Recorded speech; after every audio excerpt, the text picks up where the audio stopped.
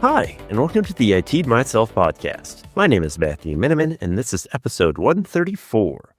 What can Payola teach us about SEO? So, the radio. I don't know how many of you guys have listened to the radio stations lately. I don't know. Most of you probably utilize whatever you're listening to this on as your primary go-to for music, whether that be, Spotify or Apple iTunes or whatever, YouTube Music, whatever. I don't know. But if you guys use something like that to listen to music, you probably have forgotten about how fucking annoying the radio is. Like, I personally have never liked listening to the radio because it always seems like they only play the same 8 goddamn songs in a loop constantly. And there's actually a reason for that. It's not just, I thought I was crazy. Like, I thought that, oh, well, shit, everybody loves the radio. This must be something that makes me different. No, there is, in fact, a reason why it appears that there are only 8 songs ever playing on the radio. And that is actually something called Payola. Now, the strict definition of Payola is that this is a practice of paying for commercial radio stations to play a very specific song, and without the radio station disclosing that payment. That is technically what Payola is. Under U.S. law, a radio station has to disclose songs that they were paid to play as sponsored airtime. Like, they have to tell you that was paid for by either the producer, artist, whatever. They should just be saying that. That's not what is happening. And I guarantee you, it still goes on today. People are forcing music into your ear by paying places to play it. And that's kind of the reason why the radio and a lot of songs have gotten popular. Fuck, it should it's probably the only fucking reason why Carly Jepsen ever became popular. I don't know. Maybe not. I have no idea. But the entire concept of Payola is that you are basically forcing music onto the American public in order for it to become popular. It's interesting because the way that this was kind of broken open back in the 70s was that there's a song by Pink Floyd called The Wall Part 2. And possibly one of the most iconic songs for any angsty teenager to listen to and feel like they have a connection to history. The words are, "We don't need no education. We don't need no thought control." And it's a very catchy tune. And the producer of that song didn't pay for it to be played on the radio. And by not paying for it to be played on the radio, it did not do well in the American markets. Even though it is one of the most popular songs now for teenage angst. But back in the 70s, it did not do well on American radio. And he got curious, and the same producer paid for another song to be played. And magically, this song was all of a sudden everywhere on the radio. And that's kind of how this was broken up. This producer got curious and started investigating it. And so basically what it came up with is, throughout the 50s, 60s, 70s, and 80s, radio station DJs were not playing songs unless they were paid to do so. And they would even basically extort as much money as possible, play producers off each other, play recording studios off each other to get songs played. Now, that doesn't sound like it'd necessarily be a negative thing, but when you control the information like that, it does kind of break things down. It does prohibit you from discovering new songs or making songs that are actually really good popular. it can really inhibit that, and it can inhibit the growth of certain artists and so on and so forth. I mean, who knows what other artists we would have discovered through if it were left to be organic. Well, maybe there'd be better music out there. I have no idea. But all that being said, Payola, the scheme it definitely had an impact on music and how we view popular music today. And it's interesting because SEO, also known as search engine optimization, is the exact same fucking thing, except we don't have any laws against this. So let's cover what SEO is and maybe what it does and how to take advantage of it if you are so inclined. So SEO, search engine optimization.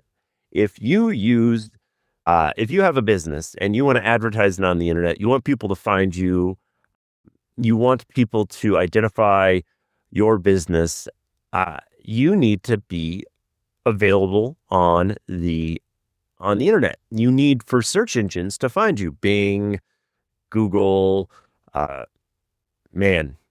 the others that are out there that only 0.1% of you use.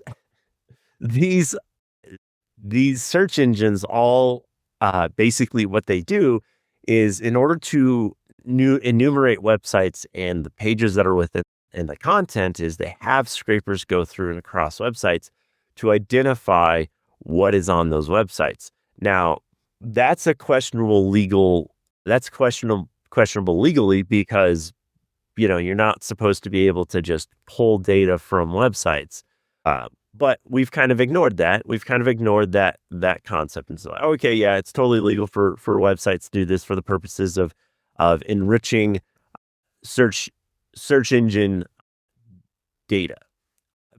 But then once your website gets into the search engine, how does it get listed as a priority? So if you have a website or business that sells, I don't know, window coverings, and you have a website, how do you make sure that people in your area or your target group of folk know of your business and know how to contact you and know how to buy from you? How do you do that?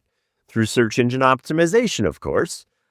And that is basically, you are paying the search engines to present your information upfront as early as possible. And you can pay other services to do this on behalf of your business, on behalf of your organization, if you want.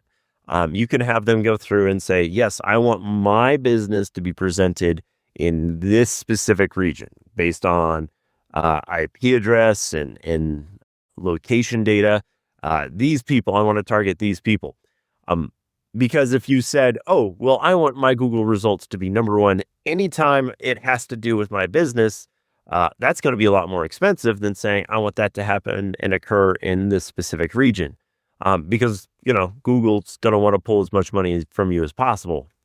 So the smaller audience that you select, the less impactful it is on their search engine, and the less direct of a change they have to make. Anyway, whole point here being that when you are actually going through and trying to get your business listed on Google and make sure that your search results do come up, you need Google to basically help you out to make sure that your website pops up in the areas that you want when you want. And that's what search engine optimization is. That's really all it fucking is. There is nothing else to it. You are paying Google for the privilege of pushing your products above others. When you get those nice little recommendations from Google, that's search engine optimization. Not to be confused with the ads that pop on there, which is a separate service that you can also pay for with Google. However, it does make note that in order for search engine optimization to work, you do need to have your website scraped. You do need to have a presence online somewhere. You can't just tell Google, make sure my business pops up number one, and not have something that it can attach to. You need to have content. You need to have data there. And that's another part of search engine optimization. That's what those services will do, is they will ensure that you have the proper data on your website or have the proper data within visibility to Google so that your business does pop up when you want it to, or at least Google will do as good of a faith of an attempt to make sure that your results pop up when you request it, or whatever other search engine service that you're using. Now, search engine optimization, SEO, goes beyond just search engines now. This also does impact, things like AI integrations and news articles and update feeds and RSS feeds. And so there are a lot of different services that search engine optimization can push. Some of those have to do with forcing your data, forcing your website up on the top results by virtue of basically botting out Google or whatever search engine or whatever utility you want to use. And what I mean by that is literally part of search engine optimization is going through and tasking thousands of computers to visit your website or search for your website specifically to fool the historical or contextual identifiers of data into making your website more popular than it actually is. This is a trick as old as the internet, and it happens today. I could very much hire services to make my podcast more popular. And definitely that is an option that does take some consideration, but it feels really kludgy and I don't like that idea. But if you as a business owner, you as somebody who needs your business to survive, it might seem like a good idea to do that, just so you can make sure that you're up on the top results. You're there. There are a lot of services out there that advertise, hey, we'll get your service on the most popular. We'll get them on the most popular list. And again, a lot of them do this through botting, through making people search or visit your website or have some interaction that causes your popularity to scale up. This is seen in like Instagram farms for Instagram view counts and shit like that, YouTube farms. There are plenty of places that do this, that will try to make your content more popular by forcing the hosting platform to show you as popular. And again, this feels kind of kludgy. This feels like it should be wrong, like it is. It feels morally wrong, and it feels like it should be legally. There should be legal ramifications for this. But no, there's actually 100% legal services that are offered. Fucking Google loves this because they get paid for it. That it's more interaction with their website, more interaction with their services. So they give no shits. Which is kind of funny because Payola is fucking illegal. Like, it is illegal according to the laws of the United States. Payola is legal. However, all of these other services that are exactly what Payola is are not.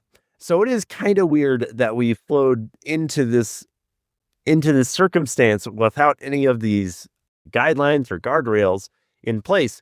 And basically, at this point, nobody's willing to enforce any sort of law for SEO manipulation, except for the fact that it's like, well, you can't directly hack Google to do this. Like, that's the only law that they're willing to breach there, because, well, like I said, Google doesn't want that to happen. They get paid for this. It's more interaction on their services, more interaction on their website. They give two shits about it.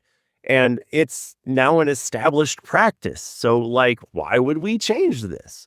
Um, well, you know, let's look at what negative impacts this has on your viewing experience on the internet. If you were to search for a company, a local company in your area, and say, for instance, you search for somebody who has a website, but maybe doesn't have a very big budget, are you going to find their business? Like if you search a restaurant, um, you're pretty much like your first 10 results are probably going to be fucking fast food chains or big franchise locations. Like if you search for tacos, you're probably going to get fucking Fuzzies, Torchies, Wahoo, those guys around you, whoever might be around you, that's a big chain. And the small taco shop is probably not going to show up around your area very much. You're probably going to have to search for that specific area or that specific place, even though they probably have the best fucking tacos in town because they barely pass health inspection and they're using real ingredients, and they're not part of the corporate structure. So their tacos probably taste really goddamn good. And I want some tacos now. But whole point there being is that's the harm that search engine optimization can do, because a lot of the smaller mom and pop shops get drowned out by big box stores that can afford to pay for search engine optimization. And, it's not necessarily just food, but like car repair places. You search for a car repair place around you, you're probably only going to get the big franchise chains, Christian Brothers, Caliber Collision. These are some franchise chains that exist around the world. But you're probably not going to get your mom and pop shop. You're not going to get five stop auto change, because they don't have a presence. They don't have the money to fund you. So that harms small business in a direct sense, but also it can harm your ability to find new things. It can harm your ability to find new experiences. And it can really harm your ability to discover new things.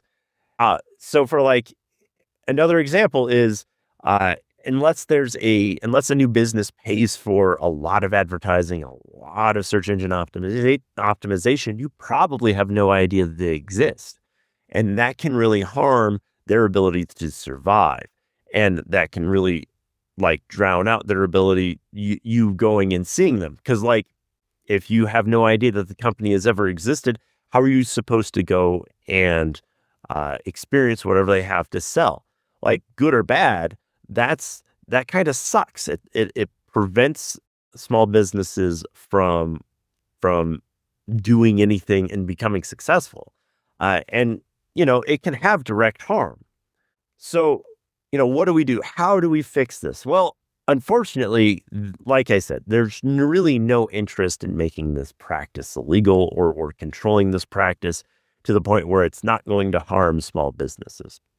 If you as a small business have a presence and want to improve your standing and your searchability on the internet, yeah, it's probably incumbent upon you to do some search engine optimization. But you can do a lot of that yourself without having to pay for another service. This is part of the reason why you see a lot of small businesses asking for you to review them on Yelp or Google Reviews or a lot of the other review websites. You might see them do that because that's how their business does search engine optimization without having to pay the thousands upon thousands of dollars to another company to get that done. That's one of the small ways that you can help, that you can drive business to those small businesses.